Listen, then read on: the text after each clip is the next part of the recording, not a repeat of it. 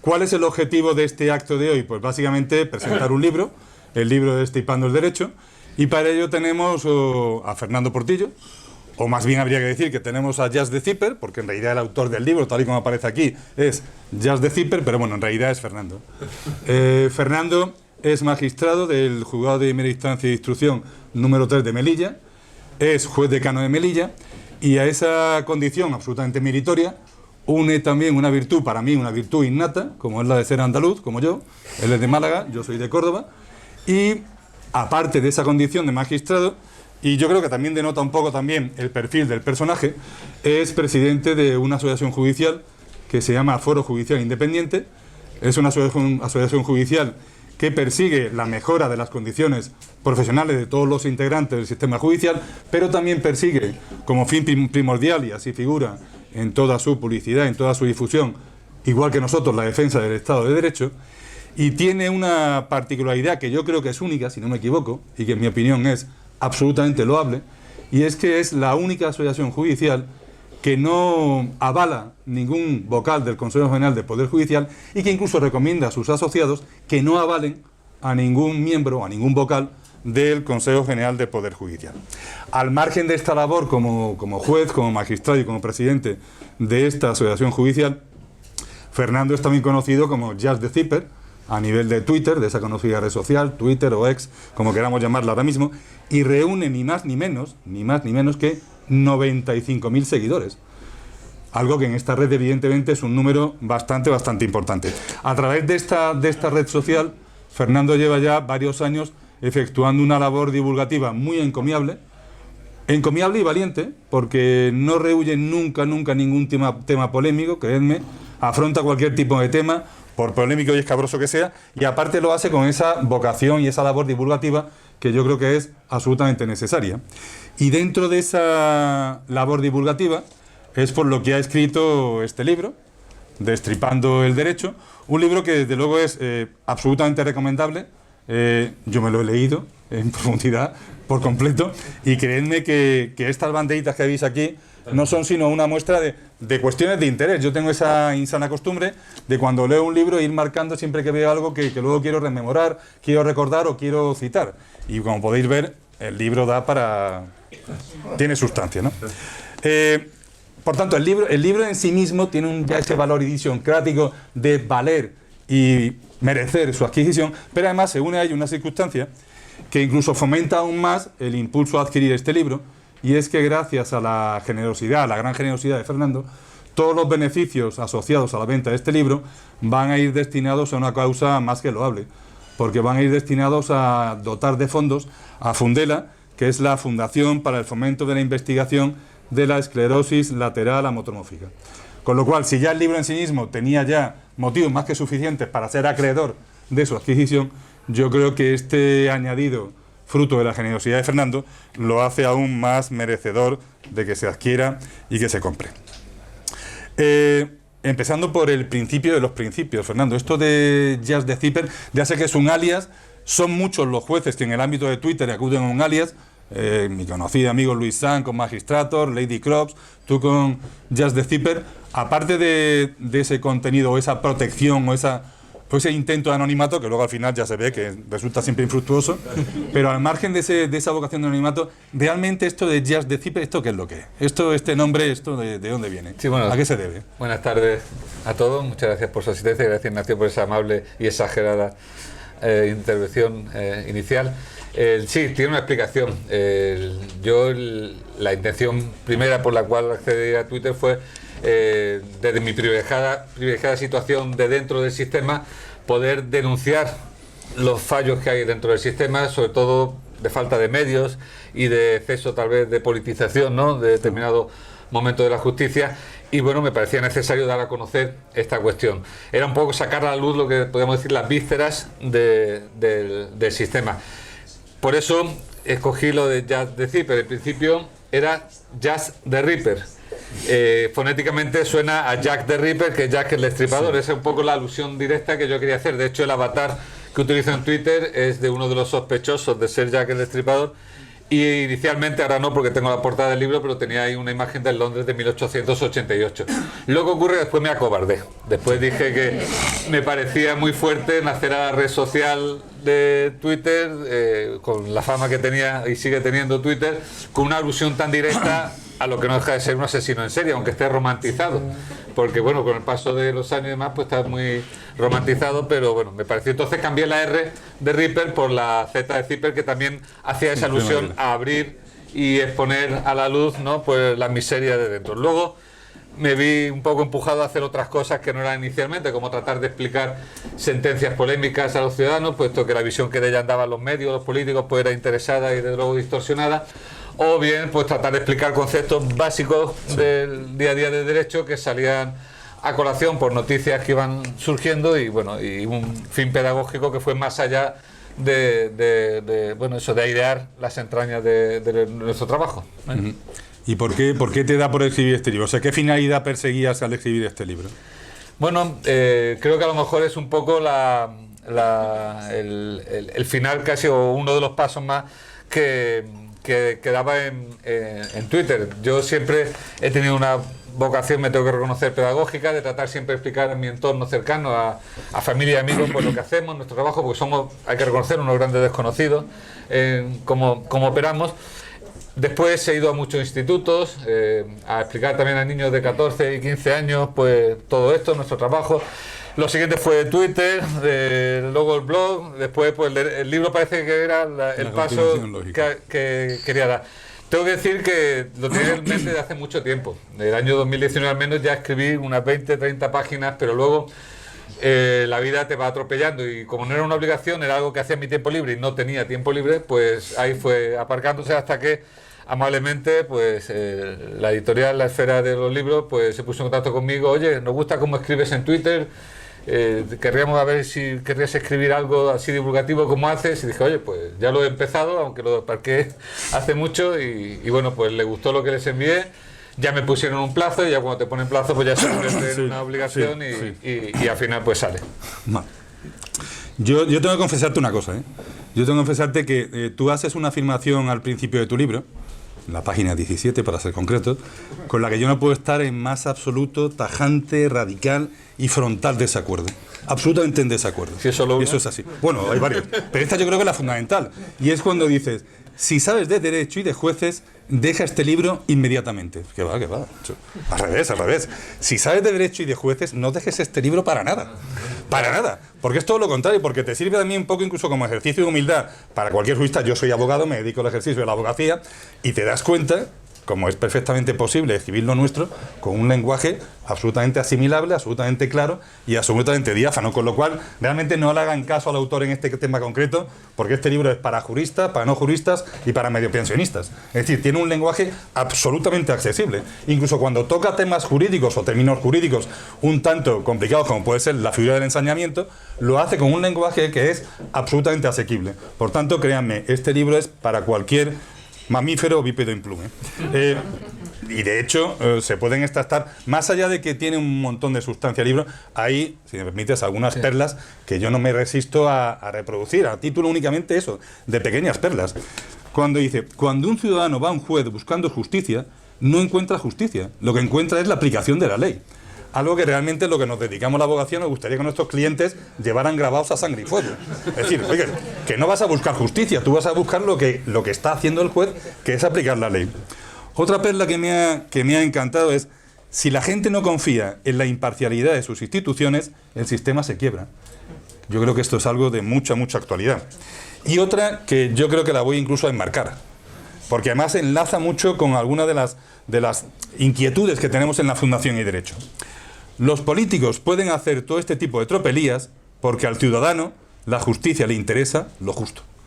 Y es verdad, es verdad. Desgraciadamente yo estaba comentando no hace mucho con uno de los asistentes a este evento, que me ha manifestado su incorporación y su simpatía por la Fundación, que realmente si la Fundación y Derecho, y es algo que repetimos, lo puedo asegurar que lo repetimos a nivel interno, si nos dedicáramos a la salvaguarda de las ballenas, nos sería mucho más fácil llegar al público, a la sociedad, que dedicándonos a lo que nos dedicamos. Cuando realmente, si somos mínimamente racionales, tendremos que convenir en que nos importa mucho más la defensa del Estado de Derecho que la defensa de las ballenas, por muy loable que sea la defensa de esos maravillosos mamíferos. Yo creo que ahí ya se le falta una labor de pedagogía y yo creo que Fernando ahí ha dado en el clavo. Desgraciadamente, y como consecuencia muchas veces incluso de nuestra propia falta de pedagogía. Al ciudadano la justicia le interesa lo justo. Vamos a entrar ya en tu libro. Sí. Para que no me haga lo del umbral. Yo he comentado previamente con Fernando lo siguiente. Yo, los que me conocen, saben que soy aficionado a la tauromaquia, soy taurino. Así, bueno, mientras no sea actuación delictiva, que todo puede llegar, en ese momento ya habrá que planteárselo, pero por ahora soy taurino. Y le estaba comentando con un cierto símil taurino que podíamos enfocar la presentación o bien con un encaste tipo vitorino, de toro serio, o bien de toro encaste Juan Pedro, toro abrochadito, toro facilón, de acometida y embiste facilón. Y claro, como afortunadamente no se ha enterado, no, tira a lo vitorino. Con lo cual vamos a empezar un poco la faena sin miedo. Tú en tu libro haces un análisis del sistema que tenemos, sobre todo en el procedimiento penal, que es un sistema absolutamente garantista, que está muy pensado en garantizar los derechos del justiciable incluso de un momento inicial, y lo analizas con una pedagogía exquisita. Pero luego, sin embargo, vamos avanzando y tú mismo reflejas en tu libro cómo ese sistema absolutamente garantista, todo ese andamiaje jurídico, se cae por completo, se derrumba, cuando estamos ante un tipo delictivo específico y concreto. Cuando estamos ante un supuesto de violencia de género, aparecen los protocolos policiales de actuación inmediata, aparecen supuestos de detención automática, aparecen supuestos, hasta la sentencia del 22, de destrucción del sistema o suspensión automática del régimen de visitas, aparece incluso una atribución por una mera resolución administrativa de una condición de maltratador. Desde un punto de vista puramente jurídico, porque esto también afecta al Estado de Derecho, ¿eso cómo podemos explicarlo? Que todo este sistema garantista de repente, ante un tipo concreto y específico de delito, se derrumbe. Bueno, es que yo no afirmaría que se derrumba, pero es cierto que lo tensa, ¿de acuerdo?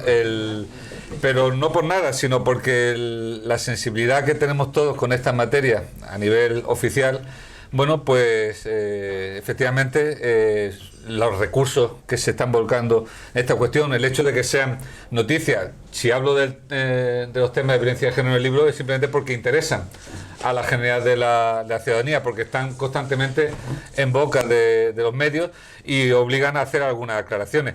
Yo no creo que realmente el sistema quiebre, pero que tenemos que andar vigilantes para que efectivamente no llegue a pasar. Por ejemplo, uno de los ejemplos que ponía, yo creo que, bueno, lo explico, desde antes de los delitos de violencia contra la mujer, la sola declaración de un denunciante, de la víctima del delito, puede ser prueba suficiente para condenar a alguien.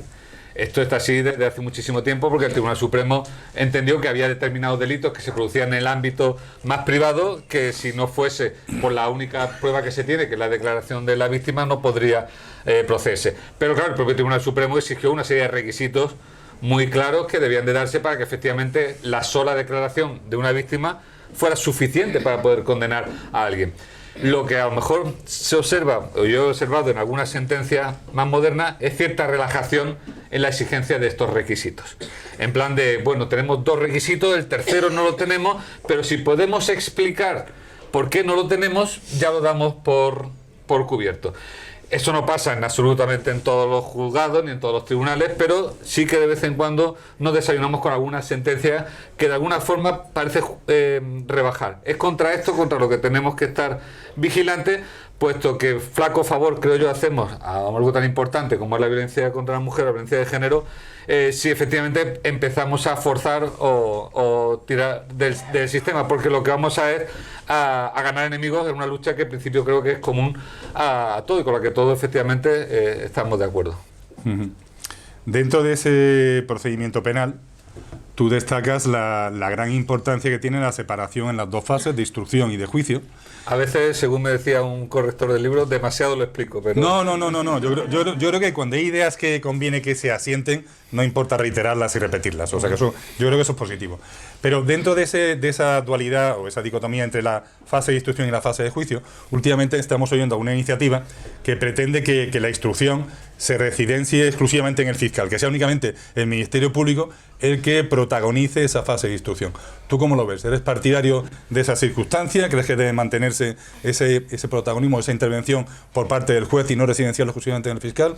¿Qué opinión tienes al respecto? Bueno, pues como he escrito artículos con mi nombre y apellido posicionándome, pues no me cuesta nada posicionarme y decir que tal y como está regulado actualmente la figura del Ministerio Fiscal, no sería desde luego beneficioso que fuera el director de esta fase primera de instrucción del proceso. Lo importante, y esto tiene que quedar claro, no es que instruya al juez o instruya al fiscal o instruya a un grupo de sabios, porque yo creo que lo importante es cómo se instruye. Y yo creo que todos estaremos de acuerdo en que queremos una instrucción del delito que esté blindada frente a interferencias externas, que sea lo más objetiva posible y que no pueda venir nadie, sea poderes fácticos, sea poderes políticos, a influir en cómo se va a cabo la investigación de ese delito, porque también yo creo que no descubra a nadie de la pólvora si digo que el objetivo de todo proceso penal es tratar de descubrir si se ha producido el delito y quién es su autor.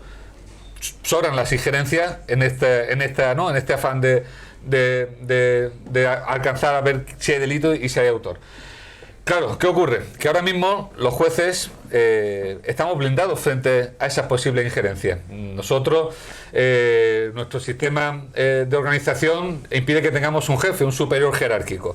Me podréis decir, pero no decías que estaba politizada el Consejo General del Poder Judicial y por ello los nombramientos de magistrados que puede hacer del Tribunal Supremo. Digo, bueno, sí, pero esa politización se queda ahí arriba. No desciende porque no existe un hilo conductor, no existe principio de jerarquía desde ese Tribunal Supremo, de ese Consejo General del Poder Judicial, a los jueces instructores que de base están investigando esos delitos. Con el Ministerio Fiscal, sin embargo, nos encontramos que este riesgo existe. Y yo quiero hablar más de un riesgo abstracto. Es decir, desde el punto de vista en que existe ese principio de jerarquía, que también hay que decirlo, no está pensado para que el fiscal jefe dé instrucciones ilegales a los jueces, a los fiscales inferiores, pero que puede utilizarse maliciosamente, porque además no tenemos por qué confiar en la buena fe, ¿no?, de todas las personas. Tenemos que organizar los sistemas de funcionamiento humano de forma que presumamos que pueda haber un ejercicio de mala fe. Tenemos que blindarnos frente al ejercicio de mala fe. Bueno, pues ese principio de jerarquía, que aunque esté pensado, como digo, para crear una unidad de criterio entre todos los fiscales, puede ser mal utilizado.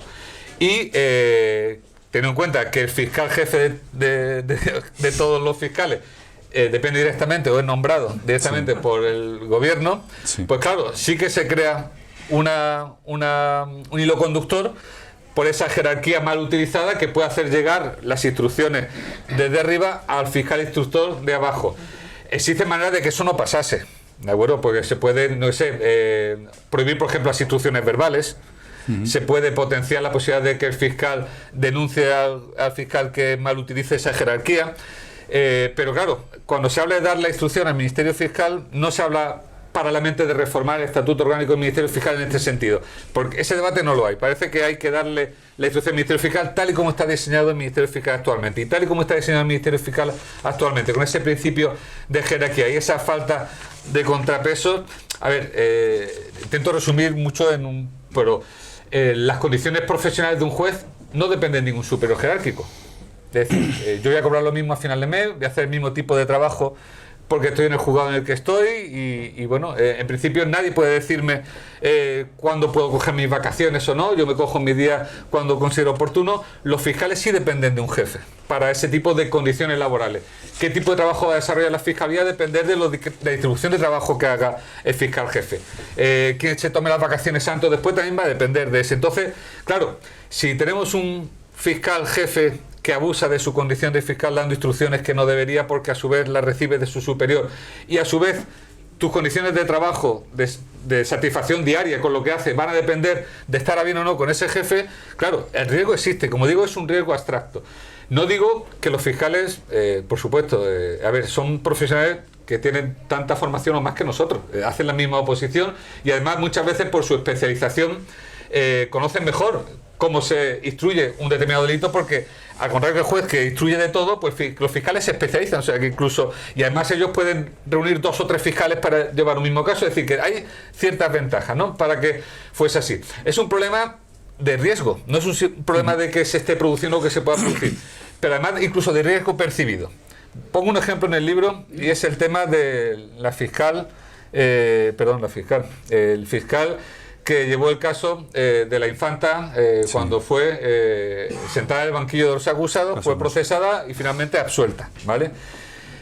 Tal y como está diseñado el Ministerio Fiscal, las sospechas de que este fiscal pedía que no se sentara en el banquillo, incluso recurrió al auto de procesamiento de la fiscal, puede dar a pensar al ciudadano que efectivamente había unas instrucciones políticas. Yo en el libro lo digo y lo defiendo. Estoy seguro que este fiscal actuó en conciencia y jurídicamente, pero tal y como está organizada la fiscalía, el ciudadano podía percibir que no era así, porque podía percibir que, claro, que recibía órdenes e instrucciones de sus superiores jerárquicos.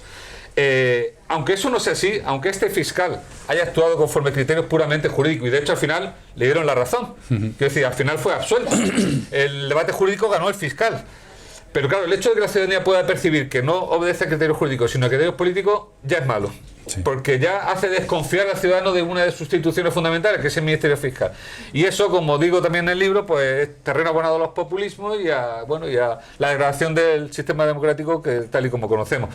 Entonces, me he extendido muchísimo, como me pasa casi siempre.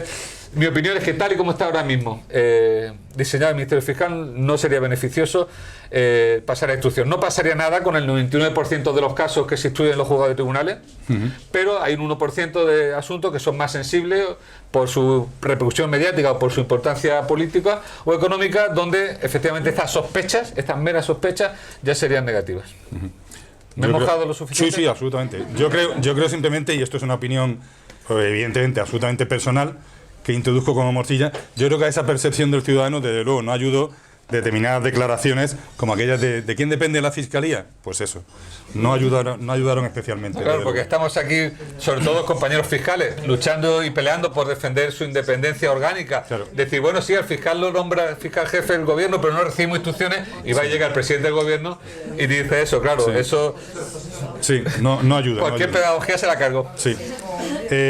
Sin intentar hacer spoiler con tu libro, pero yo creo que también como estímulo a que se compre, junto a este tipo de cuestiones un poco generales, es verdad que luego también el libro de Fernando tiene la virtualidad de que aborda temas muy de andar por casa, temas de interés muy general, incluso temas muy puntuales, ¿no?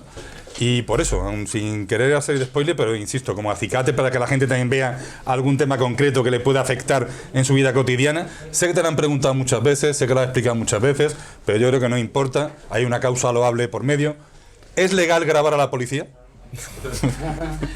¿Grabarle cómo? Porque depende. Estás en la calle, de repente estás en una manifestación, ves cómo están intentando detener a un sujeto y tú grabas con el móvil, y lo estás grabando. Lo primero es que no es delito, ¿vale? Y con esto ya agoto muchos bulos que hablaban de que la Ley de Seguridad Ciudadana, la llamada Ley Mordaza, había convertido en delito el grabar a la policía. Jamás lo convirtió en delito, entre otras cosas, por una ley administrativa, no modificaba el Código Penal en ese sentido, pero fue ilegal durante un tiempo grabar a la policía sin la previa autorización de la administración. Esto dolía mucho a los medios de comunicación, porque claro, cuando iban a grabar un desahucio o una manifestación y hablaba la ley que efectivamente si la previa autorización era sancionable desde el punto de vista administrativo, bueno, pues fue llevado al Tribunal Constitucional y en el año 2020 dijo que esa autorización previa no era ilegal, porque era una especie de censura, no podía.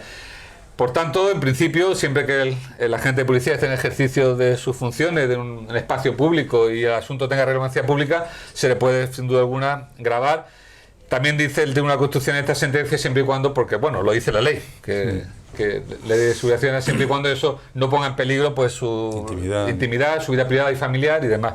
Pero bueno, en principio la respuesta corta, a pesar de que yo no la he hecho, es que sí, vale, se puede grabar. Se puede grabar, por tanto, a la policía. Dentro de esa labor de pedagogía que haces en el libro, yo me gustaría que explicaras, porque es que comprendo también que al común de los mortales esto le suena a chino mandarín, o cuando no le revuelve un poco las tripas. La figura del ensañamiento. Tú comentas incluso un caso concreto que fue muy divulgado, de alguien que atesta 35 puñaladas a la víctima y aún así se señala que no hay ensañamiento. ¿Puedes explicar por qué realmente es que jurídicamente ahí, con ese lenguaje tan clarito que te caracteriza, por qué realmente ahí es que no había ensañamiento, a pesar de las 35 puñaladas en cuello y abdomen? Yo creo que si se explica, se entiende, pero bueno, lo cierto es que muchas veces falta esa explicación, claro, y recurrimos a un concepto de ensañamiento que ni siquiera es el concepto que trae la RAE, pero bueno, ensañarse con alguien es aumentar deliberadamente su dolor, ¿vale? Es aumentar su dolor. Claro, si una puñalada, la primera puñalada sea en el corazón, y lo mata a esta persona y tienes un informe forense que te dice que esta persona falleció en el instante mismo en que le dieron la primera puñalada, las otras 34 no pueden aumentar el dolor, porque por mucho que nos repune el acto, una persona fallecida no siente dolor, con lo cual las otras 34 se dieron a un cadáver, hablando fríamente, y por tanto no aumentaron el dolor de la víctima y por tanto no hay ensañamiento. Ese es el motivo por el que en la mayoría de las ocasiones, entiendo yo, no se aprecia el ensañamiento, porque aumentar el dolor, pues eso supone que tiene que haber un ser sintiente detrás. Y bueno, yo creo que aquí en la sala hay gente que sabe más de derecho penal que yo, pero bueno, me puede corregir, pero yo creo que en la mayoría de ocasiones es simplemente pues que tienes un informe médico forense delante que te dice, mira, oye, si es que la segunda puñalada ya lo dejó en el sitio, con lo cual las otras no sirven. No le incrementaron el dolor, ¿no? Precisamente en ese caso sí es verdad que hubo mucha repercusión mediática. Claro, es que la gente, claro, en la conducta penal hay una intención y un resultado. Entonces, cuando una persona pega 35 puñaladas, la intención que a nosotros nos parece es como brutal. O sea, esta persona debe ser lo peor, se ha ensañado, ¿no? 35. Claro, pero la intención tiene acompañado un resultado. Y en este caso, si el resultado no produce ese aumento de dolor, pues no. Pero claro, la gente se queda con el primer estadio de análisis, la intención. Con el titular, oye, claro, con la prensa. No, y como le has dado 35 es que esta persona es muy mala persona. Porque tras darle 35 puñaladas a alguien, claro. Porque realmente la influencia de lo que la gente lee a través de la prensa, vamos a ver, por decirlo de una manera, ¿qué puede llegar a condicionar más una decisión judicial? ¿El Consejo General del Poder Judicial o un editorial del País? Digo El País, El Mundo, El Español o un programa de Ana Rosa Quintana. ¿Qué puede condicionar más? ¿El Consejo General así avisante con su régimen sancionador o los más media? Claro, una de las cosas a las que incido mucho en el libro es que los jueces somos antes que nada ciudadanos que vivimos en sociedad, que vemos la televisión, tenemos internet, leemos los periódicos, que a veces leen menos, pero ahí están. Formamos parte, por tanto, de los movimientos sociales, de las sensibilidades de cada momento. Y claro, a la hora de tomar una decisión, tú partes de esa sociedad, ¿vale?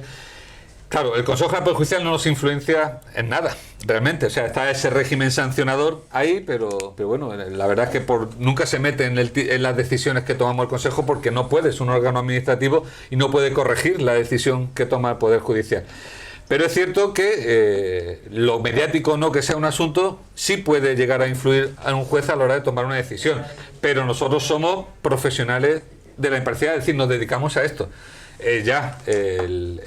Cada juez tiene que hacer el esfuerzo, a veces será mayor, otras veces será menor, de tratar de no escuchar ese ruido, de ver un asunto con los ojos del que por primera vez se enfrenta al mismo y sobre todo con unos ojos juristas. No es lo mismo ver o saber de una noticia acodado en la barra del bar viendo la televisión y soltar un exabrupto a los compañeros que tienes al lado, que después tener que sentarse a analizar jurídicamente ese asunto. Y hay una diferencia, que es que nosotros nos dedicamos a eso y como somos profesionales de la imparcialidad, bueno, pues tratamos en la medida posible que ese asunto no nos afecte. Evidentemente, ¿qué voy a decir? A nosotros nos gusta trabajar en un despacho de forma anónima, en silencio y sin ruido. Es la forma más cómoda que tenemos de trabajar. Cuando un asunto de repente adquiere repercusión pública, no nos gusta. Pero, como digo, somos profesionales y hacemos el esfuerzo por, como digo, enfrentarnos a ese asunto con ojo exclusivamente jurídico y, bueno, con la visión del que por primera vez lo está viendo, porque además también es algo que cualquiera que haya tenido la experiencia de una noticia que haya vivido personalmente y que después aparece en un medio de comunicación se da cuenta que lo que dicen los medios generalmente tiene poco que ver con lo que de verdad ha pasado. Entonces, claro, ahí es cuando de verdad vas a conocer el asunto, cuando de repente te ha tocado el asunto a conocerlo como juez, porque lo que han dicho los medios generalmente está muy, muy sesgado o si no, muy, muy equivocado. Yo tuve una experiencia de jovencillo, con 14 años, hubo un triple homicidio en un sitio en el que yo estaba, conocía el antecedente familiar y había estado allí cuando había pasado y después leía el periódico y no tenía nada que ver con lo que yo había vivido estando allí. Entonces con ya 14 años me di cuenta que la prensa muchas veces, claro, por las visiones que tiene, pues son parciales, sesgadas, equivocadas y claro, eso hace que incluso lo que hayas recibido como juez de un asunto mediático tampoco te influye, porque en verdad al final tú sí que vas a ver lo que había realmente en ese asunto y no lo que te han contado. como siempre sigo dando respuestas muy largas. No. Pero como son con sustancia, no hay problema. Si fueran de chau chau te cortaría, no te preocupes. Acabas de mencionar precisamente el tema del poder del sancionador o disciplinario del Consejo General de Poder Judicial. Tú defiendes en tu libro que realmente el Consejo General de Poder Judicial tiene un ámbito reducido en cuanto a nombramientos discrecionales. Creo que son un 3% o un 20% de jueces que finalmente, que un 2,7 creo que es, que no, finalmente llegan a ser designados, pero con ese procedimiento, esa potestad sancionadora, es posible, como puede ocurrir, no sé si existe equiparación con el ámbito de las fiscalías, pero puede ocurrir que a través de ese procedimiento sancionador se pueda llegar incluso a frustrar determinado ascenso o traslado de un juez de a pie, como ocurrió. Me estoy pensando en el caso del fiscal Estampa Brown, que simplemente por la apertura de un procedimiento de investigación se le impidió básicamente la posibilidad de conservar determinada plaza. ¿Eso puede ocurrir a nivel judicial? Es decir, la apertura de un procedimiento de investigación por parte del Consejo General puede impedir el desarrollo normal, el transcurso normal de la carrera de ese juez concreto. ¿Se le interrumpe la posibilidad de ascenso, de traslado? No se interrumpe nada. Bueno, se interrumpe si la sanción que se llega a imponer fuera de... No, me refiero únicamente por el mero hecho de ser investigado. No, por el mero hecho de ser investigado no, porque de hecho el Consejo General de Poder Judicial abre expediente a muchos jueces. De hecho, yo hice en su día un estudio que fue simplemente hartarse de paciencia, un lápiz y un papel y empezar a ver expedientes disciplinarios que están publicados todos en la web del Consejo General del Poder Judicial. Somos, yo creo, los únicos servidores públicos donde más transparencia hay al respecto, y ver y compararlo con otros cuerpos de la administración. Y bueno, lo comparé con lo que tenía a mano en ese momento, que eran fiscales y letrados de Administración de Justicia, que también de manera menos completa y con mucha vacío, pero también se publican datos, con Policía Nacional, que allí los datos tuve que buscarlos a través de un sindicato que me los dio además de tapadillo. Ajá. Y con en este caso fue el Servicio Andaluz de Salud, con los médicos de la comunidad andaluza, y éramos los servidores públicos más sancionados proporcionalmente, y a quienes más se abrían expedientes disciplinarios, mucho más, como digo, que a fiscales, que a letrados de Administración de Justicia, que a policías nacionales o médicos, por hablar de profesiones que tienen cierta relevancia e incidencia en los derechos de todos. Y sin embargo, estas personas han seguido con sus carreras profesionales y demás, como digo, salvo que la sanción finalmente que se imponga, bueno, pues fuera una de expulsión de la carrera y al final fuera confirmada por el Supremo. Lo que pasó en el caso ese que comentas de Ignacio Estampa también fue facilitado por la estructura que hemos indicado antes que tiene el Ministerio Fiscal. Eso no podría pasar. No se puede apartar a un juez que está conociendo un asunto por un tema disciplinario, salvo, como digo, sea tan grave que al final sea apartarlo de la carrera, no apartarlo de ese asunto en concreto, ¿vale? O apartar la carrera o bien trasladarle forzosamente, que es otra sanción posible, pero como digo, estamos hablando de supuestos muy excepcionales y hay muchas garantías. Como digo, el tema del expediente disciplinario, que es manifiestamente mejorable en el tema del Poder Judicial, sin embargo, estamos a años luz en cuanto a transparencia y en cuanto a procedimientos que en otras administraciones, y eso debe tranquilizar a los ciudadanos. Dentro de ese estudio que comentas que hiciste de los expedientes disciplinarios, ¿llegaste a saber cuál era el principal motivo de sanción de un juez? El principal motivo de sanción de un juez tenía que ver no con las resoluciones, sino con el retraso de las mismas. Exacto. Claro. Y en menor medida con el trato o desconsideración al ciudadano, pero era generalmente con el retraso. No porque haya, y esto es algo muy importante también, que los jueces dictemos con retraso a resoluciones judiciales es normal, porque por desgracia hay muchos pleitos, hay pocos jueces para resolver, por tanto estamos sobrecargados. Lo que no es normal, y eso es lo que el Consejo General Judicial busca, es que uno se retrase ya en exceso y no hay una justificación en la carga de trabajo para ese retraso, o bien que el retraso sea selectivo. Es decir, que uno vaya haciendo un expurgue, por decirlo de alguna forma, vaya sacando los procedimientos fáciles y para de alguna forma mantenerse bajo el radar de la inspección, y sin embargo los más complicados, que aquellos que requieren más estudios, pues los va dejando. Es ese tipo de retrasos los que el Consejo General del Poder Judicial sanciona o debería sancionar. Algunas veces nos encontramos con una sorpresa de que son juzgados muy sobrecargados y sin ninguna razón especial acaban con sanción al juez por retraso en la resolución, cuando es una cuestión sistémica o estructural del juzgado y no de ese juez. Pero bueno, ahí están los recursos para efectivamente tratar de corregir esa situación. Lo que ocurre es que quizás el remedio que se pretende implantar, en mi opinión, y lo digo mirándolo desde fuera, no parece ser el más adecuado, porque realmente este sistema tan atípico de productividad que os aplican, de número de sentencias, de promedio de tiempo asociado a según qué asunto, eso realmente, Fernando, ¿a quién beneficia? Porque al justiciable no le beneficia, a vosotros tampoco. A las tablas estadísticas, ese tipo de trabajo a destajo, ojalá y fuese encaminado a buscar a ese juez poco productivo que está trabajando poco, ¿no? Porque, a ver, de todo hay en botica, y también habrá y hay jueces vagos que, bueno, no sacan el trabajo que deberían. Pero la mayoría de jueces que hacen mal un trabajo judicial no son jueces que saquen poco trabajo, sino que son jueces que hacen un mal trabajo.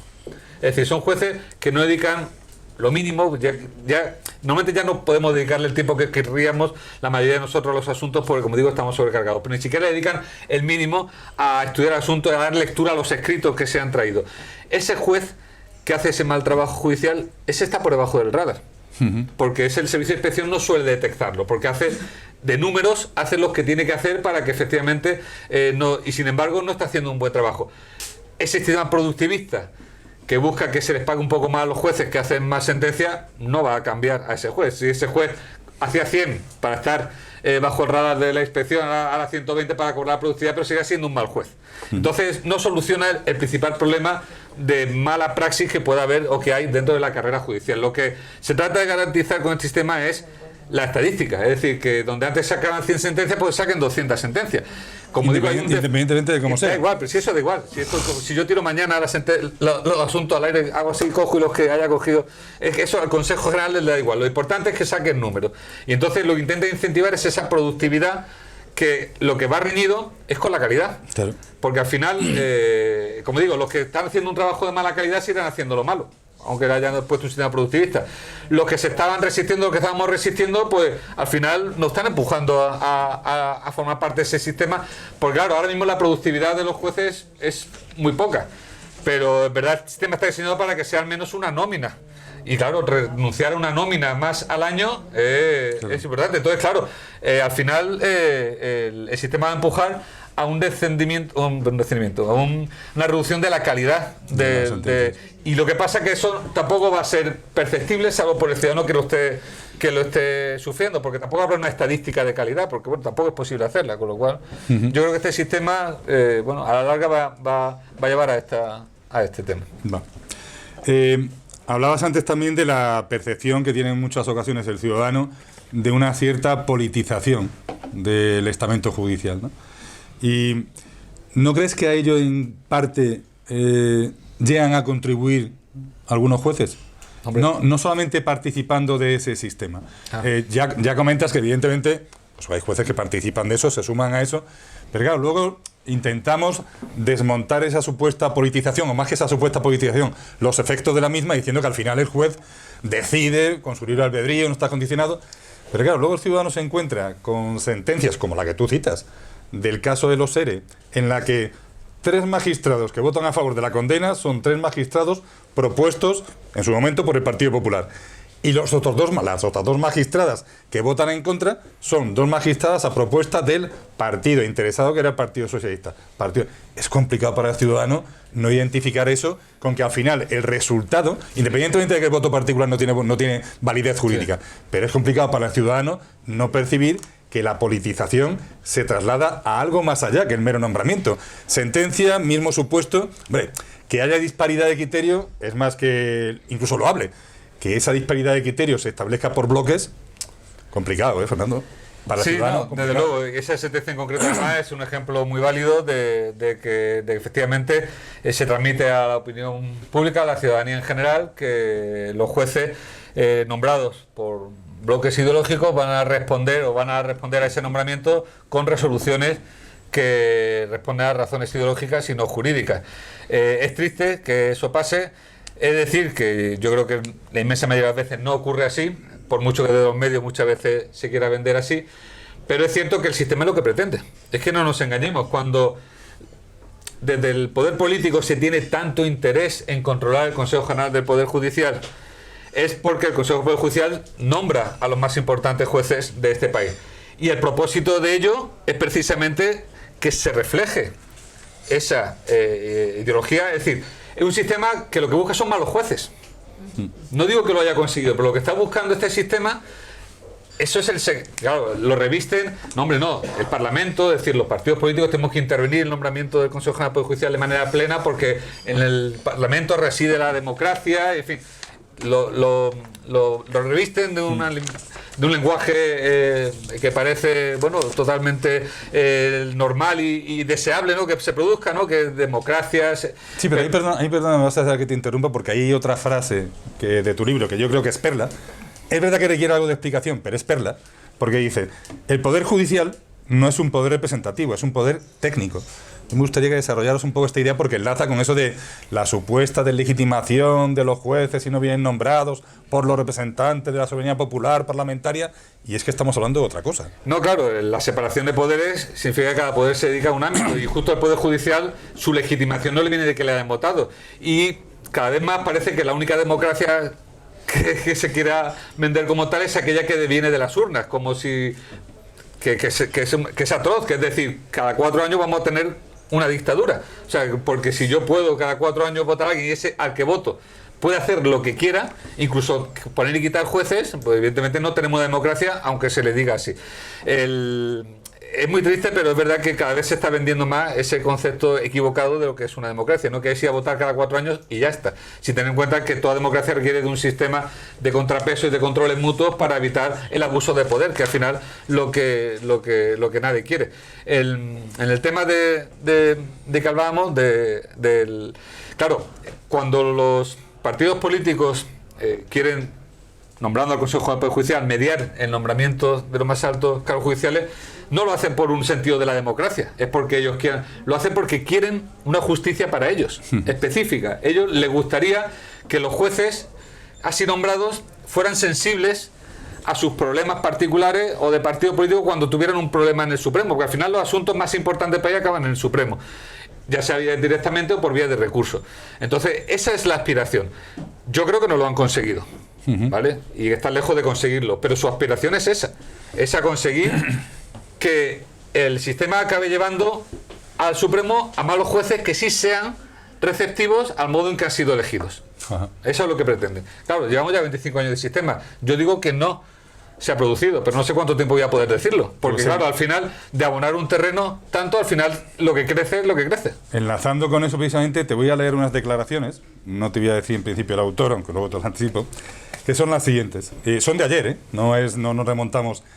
Si el Parlamento, con 176 votos, llega a aprobar una ley de amnistía, no hay ya problema con la Constitución. Y añade, es una ley y es una potestad del Parlamento. Estas declaraciones son de un magistrado de mérito del Tribunal Supremo. Al ciudadano es que esto le descoloca por completo. Claro, es lo que decía, que se está vendiendo, yo creo que por los mensajes populistas a los que estamos abonados últimamente, un mensaje equivocado de lo que es la democracia, pensando que la democracia es votar y que después el que ha ganado puede hacer lo que quiere. No puede hacer lo que quiera, evidentemente, y desde luego el Parlamento está por debajo de la Constitución española. Por el hecho de que una ley se pueda aprobar por una mayoría de 176 votos, no ya es constitucional. Lo que será constitucional si no contradice la Constitución. Yo creo que en las redes sociales se llenaron con estas frases de ejemplos, ¿no? Y mañana sale una ley por 176 votos a favor que dice que valida la censura de los medios o que la esclavitud o como yo dije, ¿no? Que bueno, que a las mujeres se les prohíbe trabajar y ya es una ley constitucional porque la ha aprobado el Parlamento. El Parlamento no está por encima de la Constitución. No está por encima de la Constitución ninguno de los poderes. De hecho, los poderes son constituyentes. Porque vienen de la Constitución. Entonces es un absurdo, pero sin embargo ese mensaje cala. Claro, ese es el y ese mensaje se compra y muchos ciudadanos piensan, bueno, pues si han ganado las elecciones, ¿por qué no van a poder hacerlo? ¿Sabes? Bueno, pues ese es el peligro del que estamos ahora. Sí, lo que como hablaba un articulista del País, los legalistas frente a los democratistas, en fin, una dicotomía absurda. El nombre del magistrado. La verdad es que lo tenía apuntado por aquí, pero se me ha traspapelado un poco el nombre. Yo te pregunto, ¿cuánto se puede ser magistrado de mérito? O sea, ¿cuánto tiempo es uno de magistrado? Pues creo que hasta que te pongan el pijama de pino. Pero... vale, estabas comentando... Vale, tenemos un sistema de composición del Consejo General del Poder Judicial, que no parece ser el más atractivo o el más correcto o el más oportuno. Renovación o sin reformar, o renovación acompañada necesariamente de la reforma. Porque si vamos a renovar por 4 años lo que decimos que está mal, menudo pan hacemos, ¿no? Entonces, ¿renovación o reforma y renovación? Bien. Yo sé que la situación ahora mismo es de una normalidad democrática, por utilizar no utilizar insultos ni palabras gruesas, que llevemos 5 años sin renovarse el Consejo Judicial. Eso es algo bastante lamentable. Pero aquí voy a hablar como presidente de Foro Judicial Independiente, porque mi asociación, también Francisco de Vitoria, recientemente creo recordar que también efectivamente se ha abonado a esto. Es decir, por mucho que nos duela la situación actual, eso no puede justificar alargarla, esta es mi opinión, otros 4, otros 5 años. Este sistema es un sistema que al menos desde el año 2009 Europa ya nos está afeando, diciendo que es factor de corrupción, que atenta contra la separación de poderes, y además es un sistema que ya se ha visto que es inútil, porque es un sistema que tiene dentro de sí la semilla del bloqueo. Como se hace depender la renovación del Consejo General del Poder Judicial de negociaciones políticas, y en una negociación política cabe todo y puede producir su fruto o no puede producir su fruto, como es el caso, bueno, pues evidentemente podemos estar en situaciones como la que estamos ahora. En otras ocasiones, otras futuras renovaciones del Consejo, pudiera ocurrir lo mismo. Entonces, para mí, entiendo que es pegarse un tiro en el pie, pretender renovar el sistema tal y como está, puesto que efectivamente estamos lanzando la pelota hacia adelante, pero teniendo el mismo problema, que dentro de 5 años no podamos volver a renovar porque haya otro bloqueo por razones políticas. Porque al final, claro, si metes una negociación política para renovar una norma constitucional, lo que no puede ser sorprendente, porque al final se arguyen razones políticas para no renovarlo. Pero si es que a eso se dedican los políticos, y que mezclen cosas. No renuevo si tú reformas la sedición. Bueno, ¿qué tiene que ver? Bueno, para mí tiene que ver porque soy político. Bueno, pues eso es lo que ocurre, ¿no? Entonces yo creo que lo correcto efectivamente sería reformar, en mi asociación, como digo, creo que también en Francisco de Vitoria, sería reformar antes la ley y después renovarla. Porque además también digo, este debate que estamos teniendo ahora público sobre el sistema de renovación del Consejo del Poder Judicial lo estamos teniendo porque el Consejo no está renovado. Sí. Si mañana se renueva el Consejo, dejamos de hablar. Este tema no importa, salvo cuando llegue el momento de renovar el Consejo. Entonces, nada me garantiza a mí ni a nadie que mañana se renueve el Consejo, que se ponga incluso por escrito y confirme. A mí ya no me vale nada que efectivamente vamos a reformar el sistema, pero nos vamos a olvidar de eso, sí o sí. O sea, eso no va a ocurrir si no es con esta situación tan anómala que nos encontramos. Me duele decirlo, pero en este caso, cuanto peor, mejor. O sea, cuanto más se alargue esta situación que no queramos, cuanto más tengamos a los medios pendientes de la renovación del Consejo, cuanto más Europa esté diciendo qué pasa en España, más fácil creo yo que va a ser que se renueve, que se modifique el sistema.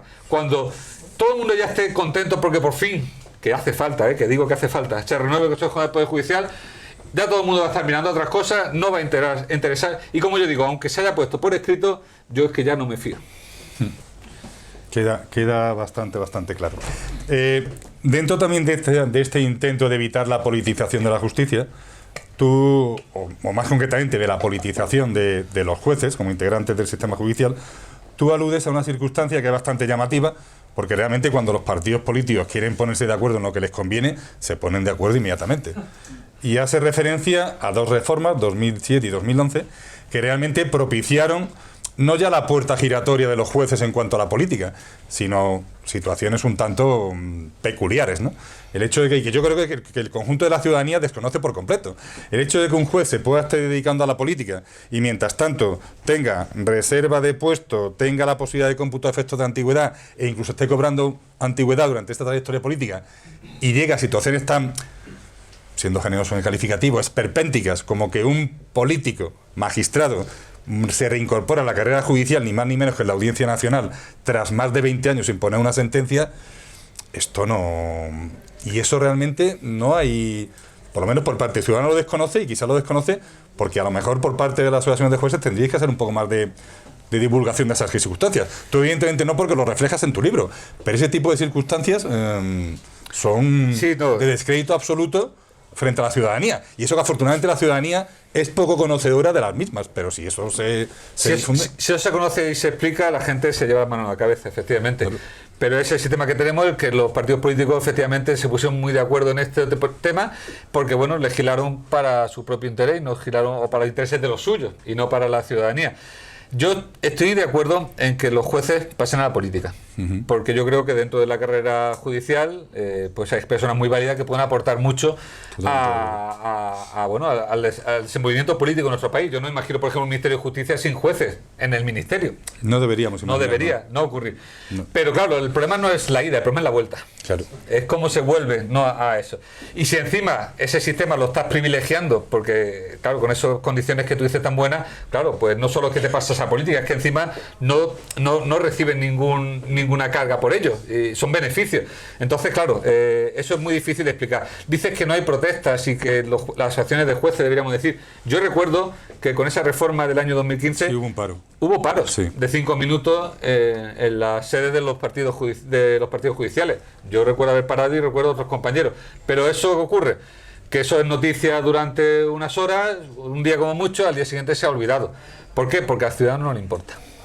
El problema está en que el tema de la justicia no importa a la ciudadanía tanto como importa el tema de las infraestructuras, o la sanidad o la educación, que son servicios que utilizamos constantemente. A la justicia, si tienes mala suerte en tu vida, vas una vez. Y si tienes mucha mala suerte, 2. No es un servicio que tú demandes. Y además, cuando vas, ya asumes que va a ir mal, que ya va tarde, en fin. Entonces, claro, si nosotros los jueces somos capaces, que ya es complicado, articular una protesta, parar nuestra actividad, bajar con las togas puestas a la sede del juzgado, de hacernos fotos a la prensa, y eso no sensibiliza a la ciudadanía, pues claro, es complicado porque el político no va a responder a que los jueces bajemos 5 minutos sí. a hacernos fotos con la toga, pues responde a los votos. Claro, le da igual, les cuenta lo que le hace daño electoral. La última negociación que los jueces hemos conseguido, mal que bien, articular, fue una negociación que no era solo salarial, pero bueno, fue fundamentalmente salarial, y conseguimos sentarnos con los responsables políticos porque había una amenaza de huelga y unas elecciones a la vuelta de la esquina, y claro, eso era políticamente no interesaba, pero si no, vaya, ya le digo que han tenido a los funcionarios de huelga varios meses, a los sí, varios meses, y les da igual que la justicia se hunda. Lo que les importa es el daño mediático o político que eso pueda producirles. Y dentro de esa necesaria, como tú dices, sensibilización de la población, nosotros defendemos de la Fundación la necesidad de dotar de cultura general, de una mínima cultura jurídica, incluso a nivel de colegio. Tú que sí puedes hablar desde la experiencia personal, porque nos has estado comentando que has estado en institutos, ¿realmente eso impacta? ¿Realmente eso revierte? ¿Se percibe que realmente esa labor de divulgación puede servir? Hombre, claro que puede servir, lo que pasa es que los efectos se notarán a largo plazo. Evidente. Y ya sabemos que las políticas a largo plazo no están de moda. Pero sin duda alguna yo lo percibo y mi experiencia es esa. Cuando vas a los colegios, a los institutos a explicar tu trabajo, en qué consiste el ordenamiento jurídico, la separación de poderes, el trabajo del juez, el feedback que recibe es muy satisfactorio, y ya no solo del alumnado, sino incluso de los profesores o del personal que no sabían que así funcionaba, y te agradecen mucho que le explique estas cosas. Es necesario hacer más pedagogía, sería necesario que los programas de educación hubiera asignaturas que explicaran estas cuestiones de forma, no ya para de alguna forma estimular vocaciones, sino por cultura general, porque lo necesitamos para el mundo en que vivimos. Como yo siempre explico, estamos rodeados de derechos, constantemente estamos aplicando normas y se nos están aplicando normas, y sin embargo no somos conscientes de ello. Y si fuéramos conscientes de ese entramado que hay detrás y de qué hay que hacer para mantenerlo y de quiénes son los que velan por ello, pues yo creo que que seremos sobre todo mejores ciudadanos, y seremos, como ya he explicado muchas veces, mucho menos vulnerables a manipulaciones interesadas por medios o por políticos según convenga.